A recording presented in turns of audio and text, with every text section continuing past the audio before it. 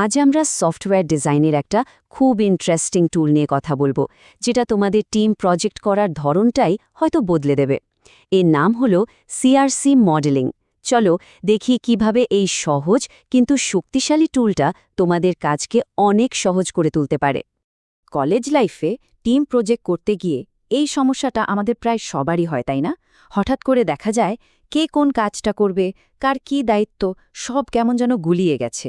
আর এই কনফিউশনের জন্য কিন্তু পুরো প্রজেক্টটাই আটকে যেতে পারে। আচ্ছা ভাবো তো একবার, একটা সফটওয়্যার ডিজাইন করা আর আমাদের কলেজের কালচারাল ফেস্ট আয়োজন করা, এই দুটো ব্যাপার কিন্তু অনেকটা একই রকম। হ্যাঁ, ঠিকই শুনছ। চলো এই চেনা উদাহরণটা দিয়েই আজকের টপিকটা আমরা একেবারে জলের মতো সোজা করে ফেলি। ঠিক যেমন একটা ফেস্ট প্ল্যানিং একা একা করা যায় না, এটা একটা টিম গেম। সফটওয়্যার ডিজাইনও কিন্তু একদম তাই। এখানেও সবার একসঙ্গে মিলেমিশে কাজ করতে হয়। চলো দেখি এই দুটো ব্যাপার কিভাবে একে অপরের সাথে জুড়ে আছে। এই টেবিলটা দেখলেই পুরো ব্যাপারটা পরিষ্কার হয়ে যাবে। ভাবো, কলেজের ফেস্টে অনেকগুলো কমিটি থাকে, তাই তো? যেমন স্টেজ কমিটি, ফুড কমিটি। সফটওয়্যারের ভাষায় এগুলিই হলো এক একটা ক্লাস। এবার প্রত্যেকটা কমিটিরই তো কিছু নির্দিষ্ট কাজ থাকে। যেমন স্টেজ কমিটির কাজ আর্টিস্ট বুক করা, এই কাজটাই হলো তার রেসপন্সিবিলিটি। আর দেখো, স্টেজ কমিটিকে তো ফুড কমিটির সাথে বা অন্য কমিটির সাথে কথা বলতে হয়, তাই না? এই যে একে অপরের সাথে কাজ করা, এটাই হলো কোলাবোরেটর।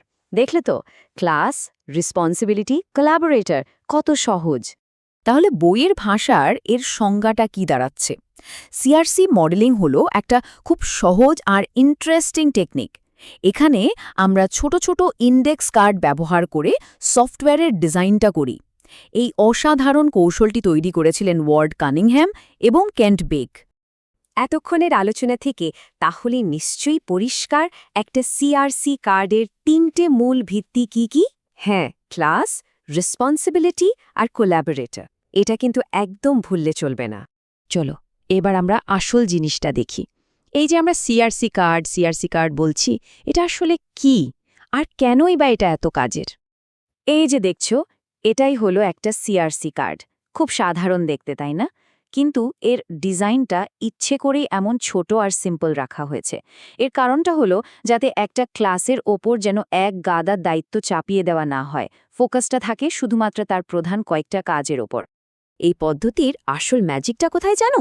এটা টিম ওয়ার্ককে দারুণভাবে সাহায্য করে। কোনো জটিল ডায়াগ্রাম বা দামি সফটওয়্যার কিচ্ছু লাগে না। সবাই মিলে একটা টেবিলে বসে আলোচনা করে খুব সহজে ডিজাইনের একটা প্রাথমিক কাঠামো তৈরি করে ফেলতে পারে। আর এর ফলে শুরুতেই সবার কাছে পরিষ্কার হয়ে যায় যে কার কি কাজ। একটু ভাবো তো, কেন এই সাধারণ দেখতে কার্ডটাই টিমওয়ার্কের জন্য এত বড় একটা শক্তি? কারণ এটা আলোচনা করতে বাধ্য করে, দায়িত্ব ভাগ করে দেয় আর সব কিছুকে খুব সহজ রাখে। আচ্ছা, কলেজে ফেস্টের উদাহরণ তো হলো। এবার চলো একটা সত্যিকারের সফটওয়্যারের উদাহরণ দেখা যাক। ধরো আমরা একটা লাইব্রেরি ম্যানেজমেন্ট সিস্টেম ডিজাইন করছি। ধরো আমাদের সিস্টেমে একটা লাইব্রেরি ম্যানেজার ক্লাস আছে। এর প্রধান দায়িত্ব বা রেসপন্সিবিলিটি কি? বই ইস্যু করা আর তার হিসাব রাখা। কিন্তু এই কাজটা তো ও একা করতে পারবে না, তাই না? ওর বুক, ইউজার আর ডেটাবেস ক্লাসের সাহায্য লাগবে। তাহলে এরাই হলো ওর কোলাবোরেটরস। এরপর আসছে বুক ক্লাস। এর রেসপন্সিবিলিটি হলো প্রত্যেকটা বইয়ের ডিটেলস স্টোর করা আর বইটা অ্যাভেলেবল কিনা সেটা চেক করা। এই কাজের জন্য সে ডেটাবেস আর লাইব্রেরি ম্যানেজার ক্লাসের সাথে কোল্যাবোরেট করে। একইভাবে ইউজার ক্লাসের দায়িত্ব হল ব্যবহারকারীর তথ্য স্টোর করা আর তাদের অথেন্টিকেট করা। এই কাজের জন্য সে ডেটাবেস বা অথেন্টিকেশন সার্ভিসের মতো অন্য ক্লাসের সাহায্য নেয়। আর এরাই হল ওর কোলাবোরেটরস। এই উদাহরণ থেকে একটা জিনিস খুব পরিষ্কার, তাই না? কোনো একটা কাজ কিন্তু একা একা হচ্ছে না। পুরো সিস্টেমটা তখনই ঠিকভাবে চলছে যখন বিভিন্ন ক্লাস একে অপরের সাথে সহযোগিতা করে কাজটা শেষ করছে। তোমরা হয়তো অনেকেই ইউএমএল বা ইউনিফাইড মডেলিং ল্যাঙ্গুয়েজের নাম শুনেছ। সফটওয়্যার ডিজাইনের জন্য এটা খুব পপুলার একটা টুল। চলো এবার দেখি আমাদের এই সিআরসি আর ইউএমএল এর মধ্যে আসল পার্থক্যটা কোথায়। খুব সহজভাবে বললে সিআরসি হলো প্রাথমিক আলোচনার জন্য। যখন একটা টিম সবেমাত্র একটা আইডিয়া নিয়ে বসেছে তখন ব্রেনস্টর্ম করার জন্য এটা বেস্ট। এটা খুব ইনফর্মাল। অন্যদিকে ইউএমএল হলো একটা ডিটেইলড এবং ফর্মাল ব্লুপ্রিন্ট।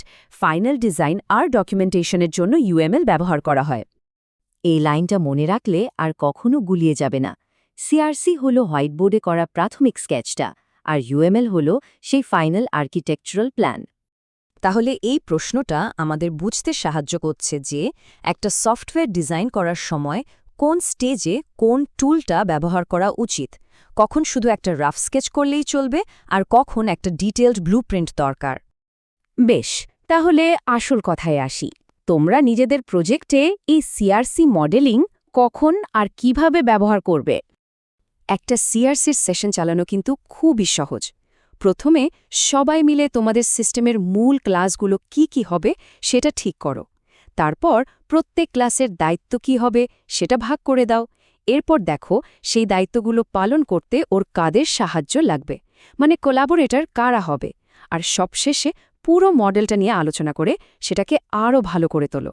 তাহলে এটা মনে রাখবে, যখনই কোনো প্রজেক্টের একেবারে শুরুতে থাকবে, যখন টিম নিয়ে ব্রেইনস্টর্মিং করতে বসবে, বিশেষ করে ছোট বা মাঝারি সাইজের সিস্টেমের জন্য, তখন সিআরসি মডেলিং একটা অসাধারণ টুল। এটা ডিটেইলড ইউএমএল ডায়াগ্রাম করার আগের একটা খুব জরুরি আর কাজের ধাপ।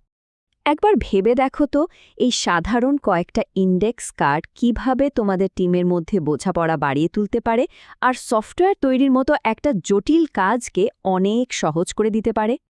আজকের আলোচনার সবচেয়ে বড় শিক্ষা এটাই, সফটওয়্যার ডেভেলপমেন্টের দুনিয়ায় সবসময় বড় বড় জটিল টুলই সবকিছু নয়, বরং সহজ টুল আর টিমের মধ্যে পরিষ্কার কমিউনিকেশন, এটাই হলো আসল সুপারপাওয়ার।